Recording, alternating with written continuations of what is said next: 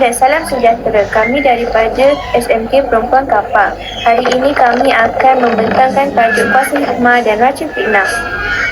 Amir ialah seorang remaja yang merupakan penduduk asal Kota Harmoni. Dia adalah seorang yang jujur, berani dan suka menolong orang lain.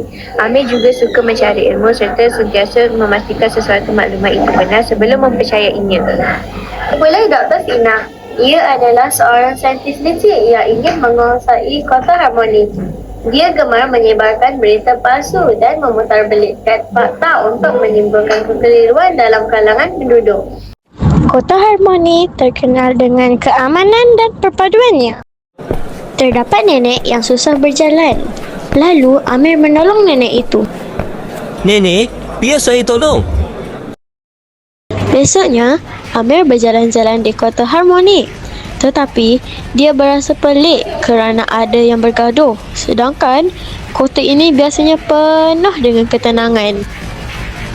Amir memutuskan untuk pergi keluar kota melalui jalan hutan yang mempunyai gunung dan runtuhan. Amir merentasi sungai sehingga sampai ke lembah senyap. Lalu, ia nampak dinding retak yang bercahaya. Ha? Apa tu? Dinding itu mulai retak lebih besar dan keluar lencana hikmah, lalu lencana itu mendekati dada Amir. Aku adalah rencana hikmah yang akan membantu kau nanti.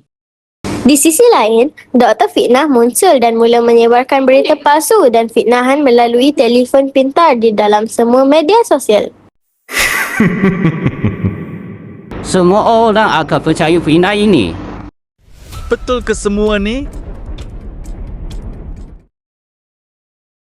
Setelah berita palsu dan fitnahan tersebar di seluruh Kota Harmoni, penduduk bergaduh dan saling menuduh. Amir pun risau melihatnya.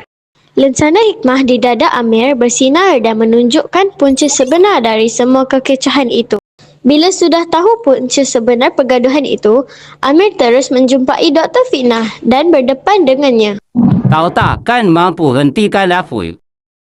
Amir mencabut lencana hikmah di dadanya dan pancarkan cahaya kebenaran kepada semua penduduk di Kota Hikmah. Dr. Fitnah terkejut dan langsung cuba untuk melarikan diri.